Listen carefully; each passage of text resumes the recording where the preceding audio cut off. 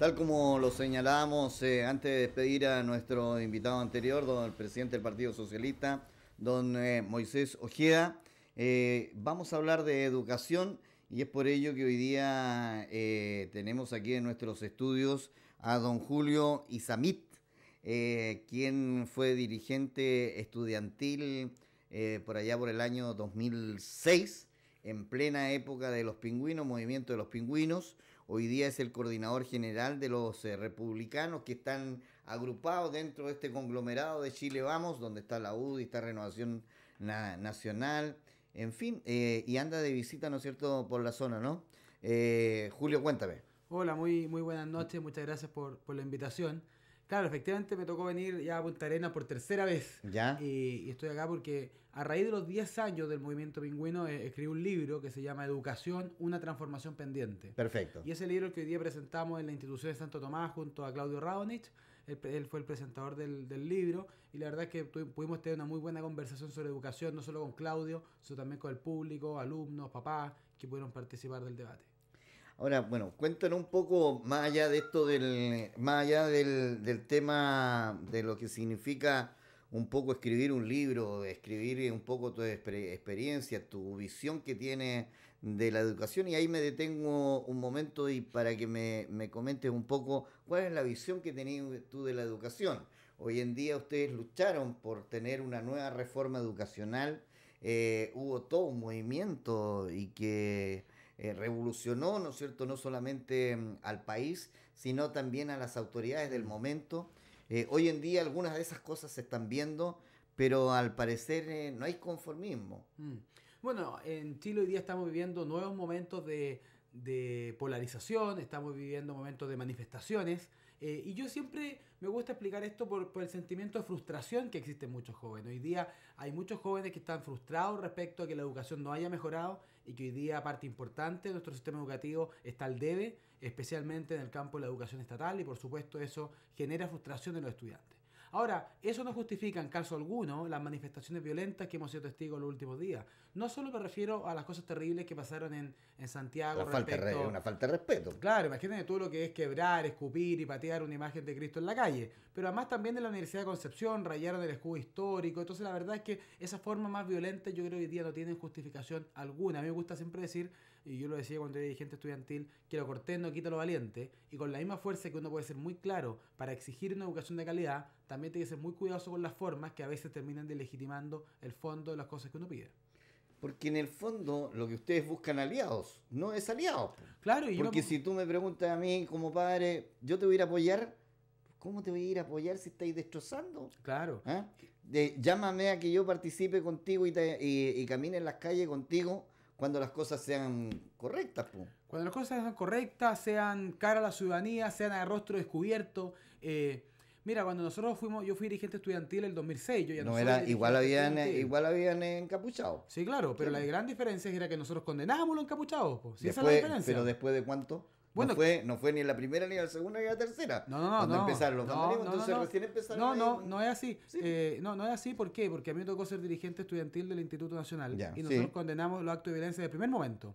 Y hubo una manifestación que el Instituto Nacional no fue a esa manifestación porque iban a marchar los del Frente Patriótico Manuel Rodríguez. Y nosotros no estuvimos dispuestos a marchar con gente que cree que la violencia es legítima en política. Ahora, seamos sinceros. Sí. Yo en esto aquí no le quiero sacar el podo de la jeringa. O sea, hay muchos actos violentos en manifestaciones estudiantiles y hay que ser sinceros también en que son muchos estudiantes que protagonizan esos actos de violencia. Cuando a mí me dicen, no, es que esto es un problema de los infiltrados, como si fuera gente que por obra de magia aparece al final de las protestas, eso no es verdad. No. Hay muchos estudiantes que por desgracia son violentos y como ciudadanos y como sociedad tenemos que preguntarnos y cuestionarnos qué es lo que pasa con ellos. A mí me da un poquito de pena estos actos de violencia, primero por las personas que lo sufren. Piensa tú que la gente en las protestas recibe los kioscos, la gente que trabaja. Pues las farmacias, el sabotaje, eso no está dentro de eso. Sí, y uno piensa, ¿y estos son los chicos que van a la universidad? A esto les vamos a pagar la universidad. Esto, claro, oye, y a ellos le estamos entregando gratuidad. Mire, imagínense, hoy día más de 1.200 alumnos en la Universidad de Magallanes tienen gratuidad. Eso es porque ustedes se movilizaron, claro. ¿Me entiendes? Pero la parte opuesta, sabotaje.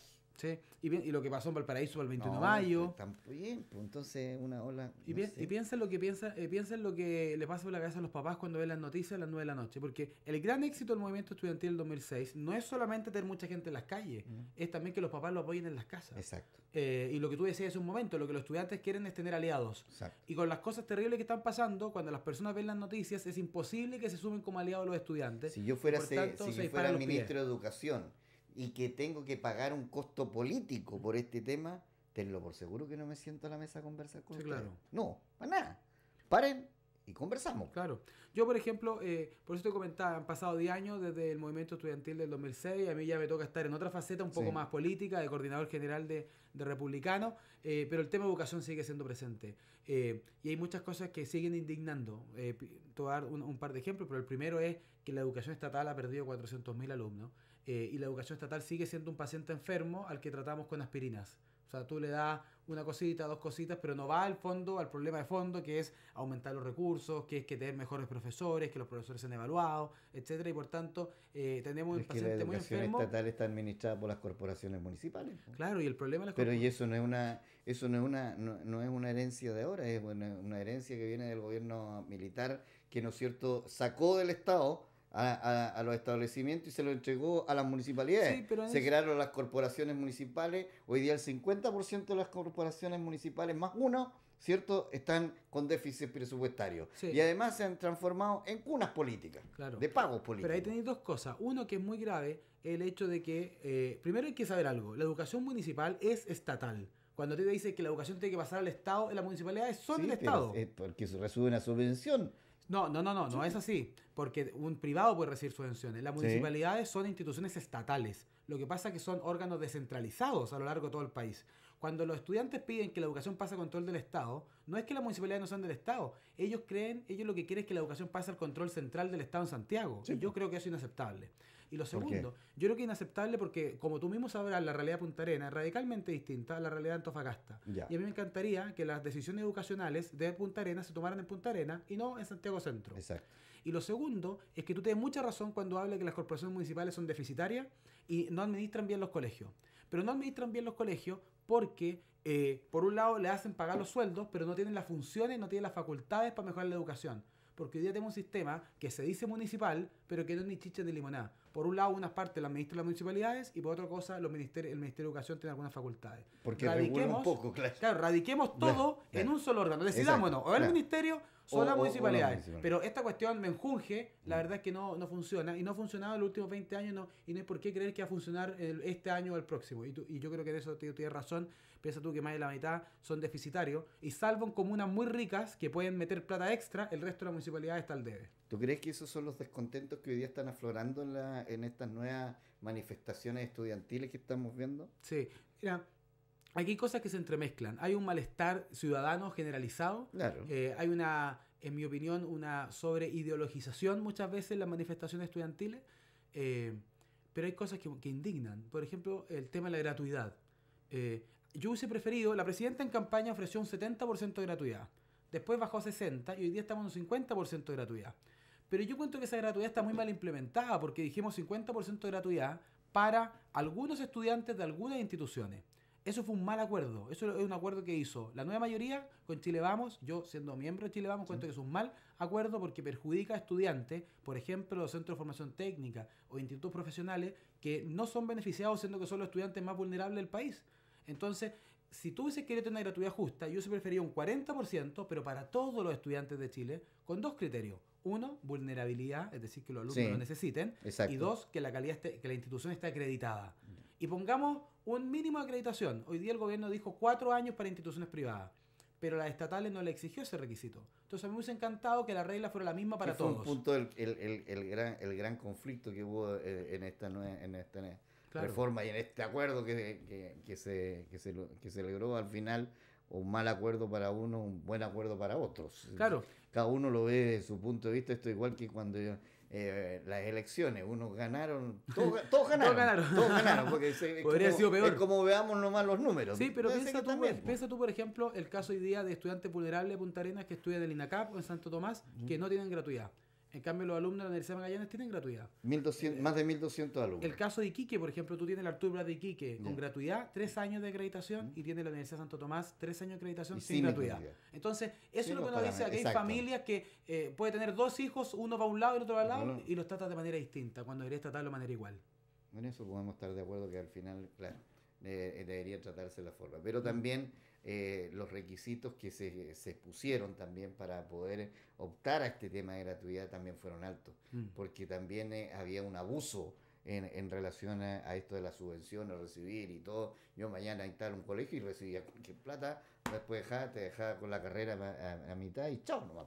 ¿Y quién respondía? Es verdad. ¿Quién te respondía? Nadie. Y ahí el Estado... Aquí lo que se hizo el Estado fue lo que hizo regular un poco. Sí, pero ojo, porque en el fondo el Estado, yo estoy a favor de que regule, porque eso es su pega, fiscalizar. Algunos en todas cosas van a haber gente afectada. Claro, pero en el fondo a mí lo que me gusta es que las reglas sean las mismas para todos. Y por tanto, si la universidad estatal le piden 3 años, que a las privadas les pidan 3 años. No veo por qué les van a pedir más a las privadas cuando las estatales les piden tampoco. Claro. Sí. Y lo otro es que el Estado tiene que fiscalizar. ¿Te acuerdas tú lo que pasó con la Universidad del Mar? Bueno, ahí hay una cuestión penca de los dueños de la Universidad del Mar y de los alumnos que denunciaron, pero también del Estado. ¿Dónde estaba el Estado fiscalizando esa universidad? Porque la gran mayoría eran de algunos funcionarios del Estado. Mira. Claro. Y hoy día acuérdate tú que el rector de la Universidad Pedro Valdivia acaba de ser condenado en 100 millones de pesos y además 2 o 3 años de pena remitida porque sobornó a lo del Consejo Nacional de Acreditación. Entonces, claro, aquí hay una cuestión pero yo me alegro que estén estas sanciones. Lo peor es que estas sanciones me alegro que se conozcan, que eso es más importante, porque antes esto no se conocía. Claro. ¿Entiendes? Antes cuando hablábamos de la Universidad del Mar, claro, todos decíamos, pero pertenecían en el fondo un poco prácticamente a un partido político, ¿no? Manejaban. Oye, cuéntanos un poquitito de qué es lo que esto del coordinador general del republicano. ¿Qué son los republicanos? Mira, es algo nuevo. Sí, es algo nuevo y la verdad es que llevamos desde octubre del año pasado, así que es jovencísimo. Republicano es un movimiento político de gente joven de centro derecha que dijimos... ¿Y que vienen de dónde? ¿De RN, de la UDI? Éramos todos independientes. A mí, yo estudié Derecho, yo estudié en el Instituto Nacional, después estudié Derecho en la Universidad Católica y ahí junto a muchos jóvenes trabajamos en distintas instituciones de la sociedad civil. Perfecto. Y cuando vimos que estaba la tendalá en política, dijimos, las crisis en política... más que una razón para irse, es una razón para entrar.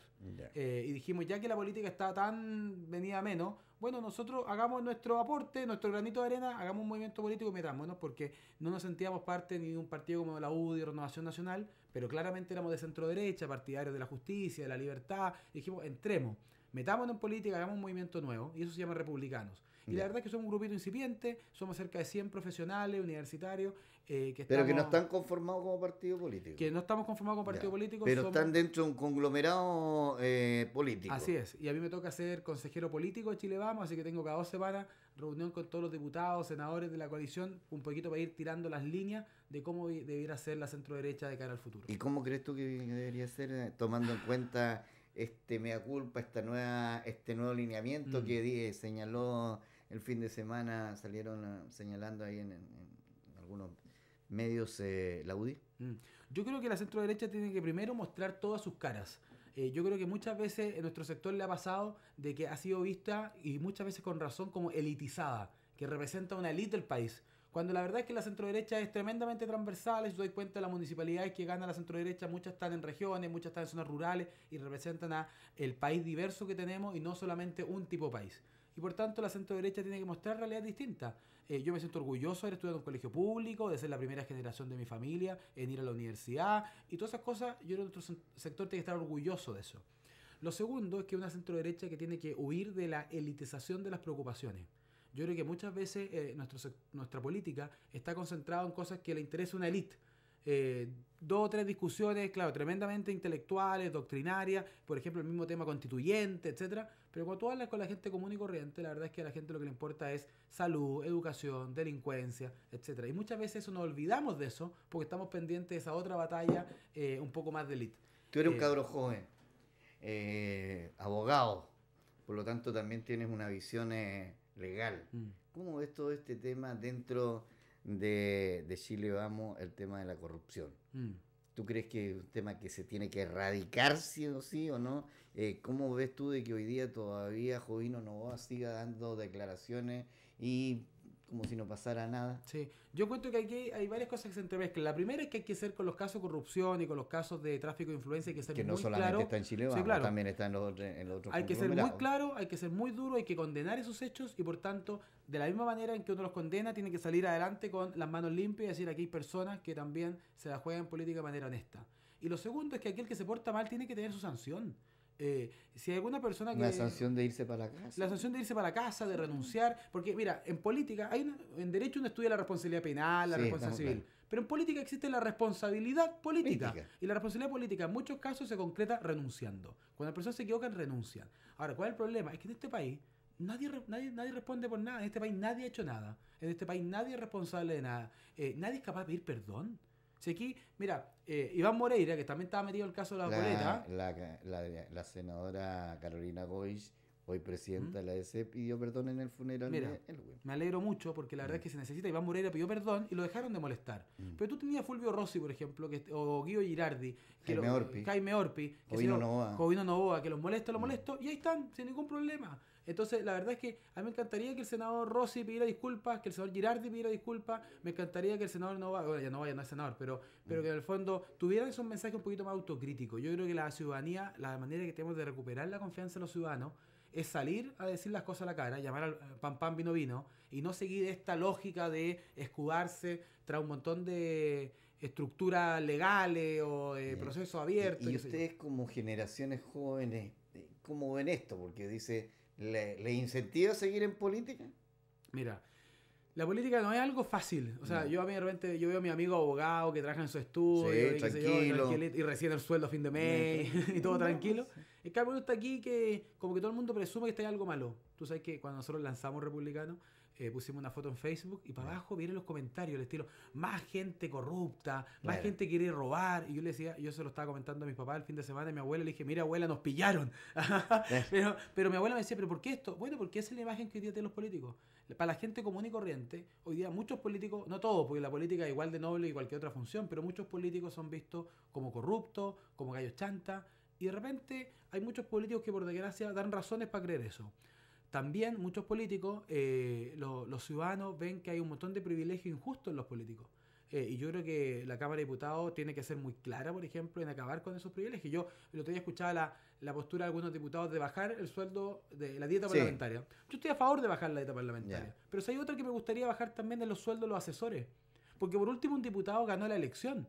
Pero aquí tiene un montón de asesores de ministros que ganan 5 o 6 millones mensuales que están ahí única y exclusivamente porque un tipo los designó a dedo. Entonces me encantaría, por ejemplo, también bajar... Si tú fueras asesor de alguno de los diputados de Chile Vamos, ¿estarías de acuerdo con que se bajaran esos 5 millones de asesoría legal? Mira, aparte ellos no ganan 5 millones, los que ganan 5 millones son los asesores de los ministros. Entonces cuando tú tenés los asesores de ministros y todo esto lo pueden realizar los ciudadanos por transparencia, que ganan 5 o 6 millones de pesos mensuales, seamos consecuentes. Si alguien considera que los sueldos de los diputados muy altos, yo estoy a favor de bajarlo, también bajemos todo otro. Porque el poder, cuando tú eres dueño del poder, tú terminas usando el poder para ti mismo. Y por tanto tú tienes que tener los mayores límites al poder. Yo puedo contratar a un amigo, pero no le puedo pagar lo que yo quiera. Voy a pagarle hasta un máximo. Porque si no, al más amigo le pago 6 millones, como total la plata no es mía, no hay problema. Yo encuentro que eso no corresponde.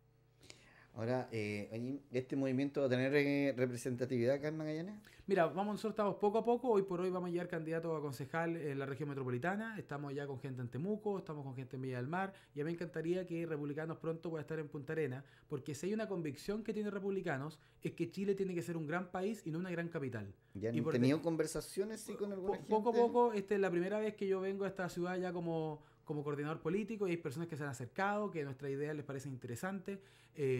Acá ustedes también tienen una vía política bien activa a nivel local. Y en ese contexto, Claudio va de candidato a alcalde, ¿no? Claudio Radonich, yo creo que él no ha tomado la decisión. Sí, él espera, imagino, responder a un llamado más transversal, más que allá que solamente o está Chile esperando Vamos, el día 20 de junio.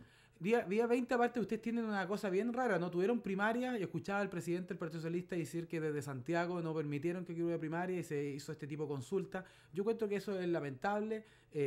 Hay que tener esa sana desconcentración del poder y que las regiones puedan tomar sus propias decisiones y que es más importante que elegir quién va a ser la persona que los va a representar en las próximas elecciones municipales. Así que yo a Claudio hoy día presentó mi libro, sería, imagino que un muy buen candidato, pero es importante que él represente una cosa transversal, más ciudadana, más que allá que a una sola coalición política. ¿Y qué plazos se dieron como ya para estar constituido en todo Chile? Sí, mira, nosotros, la gracia de ser muy jóvenes es que tenemos el tiempo de nuestra parte. Vitalidad. La vitalidad, todavía, mira, hasta el momento todavía están las ganas. Claro. Pero lo que sí es que vamos a llevar candidato a diputado en Santiago Centro, vamos a ver un par de parlamentarios de la región metropolitana y hoy día estamos poco a poco constituyéndonos en regiones. Y en ese sentido, para nosotros es un agrado poder estar acá porque también nos permite conocer gente, que ellos conozcan que los jóvenes no pensamos lo mismo respecto a muchos temas y que los jóvenes, al igual que la sociedad, tienen pensamientos muy diversos, muy plurales y que es relevante que esas diversas manifestaciones políticas se expresen en el Congreso.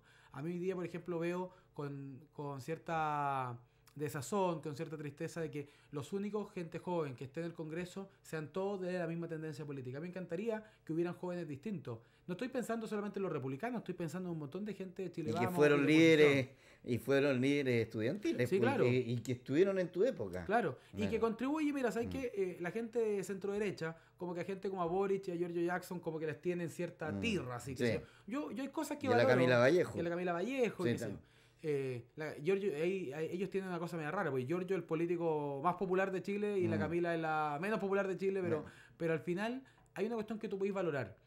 Yo pienso radicalmente distinto en casi todo con ellos.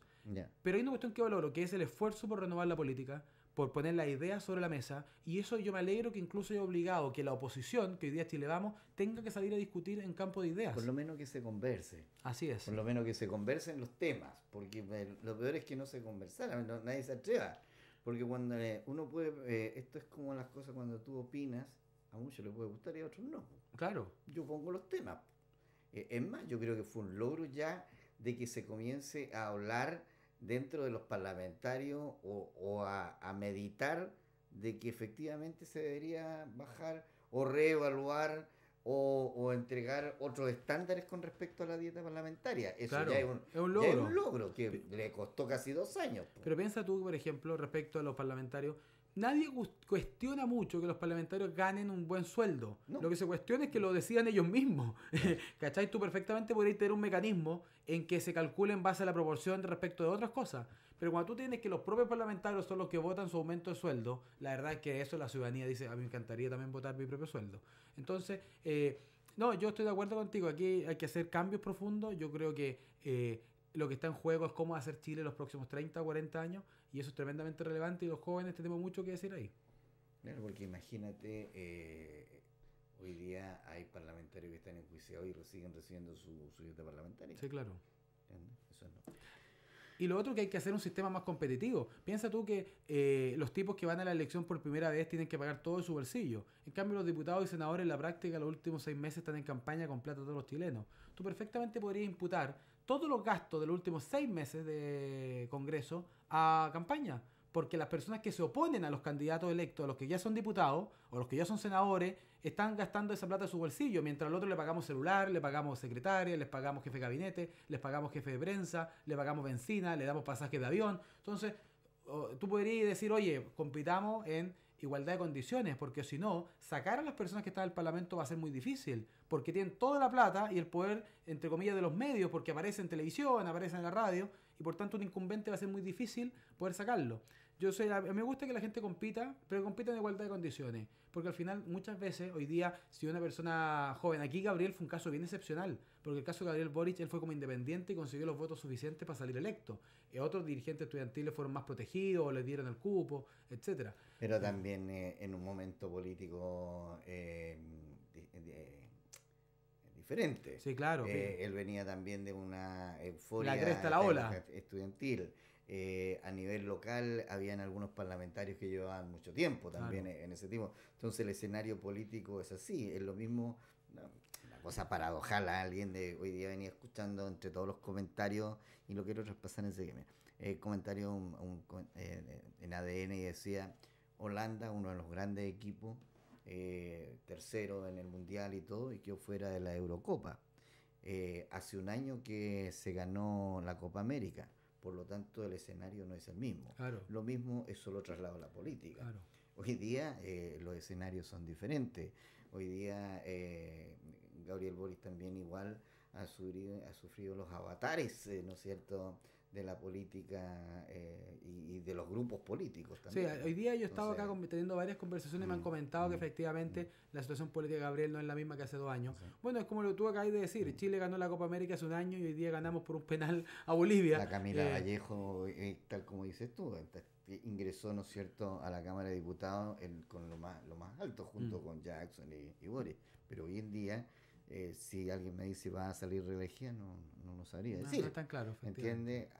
Diferente a Giorgio Jackson, ¿entiende? Que se ha ido manteniendo, incluso una de las figuras presidenciables. Entonces, eso es. Sí, yo creo que la política en todos los lugares, porque en la centroderecha, en la izquierda, requiere una mayor diversidad de caras, de más personas y que la renueven. Pero mira, los jóvenes los espacios no lo heredan. Los jóvenes los espacios tienen que ganárselo y tienen que demostrar en la cancha su trabajo, su esfuerzo, su preparación.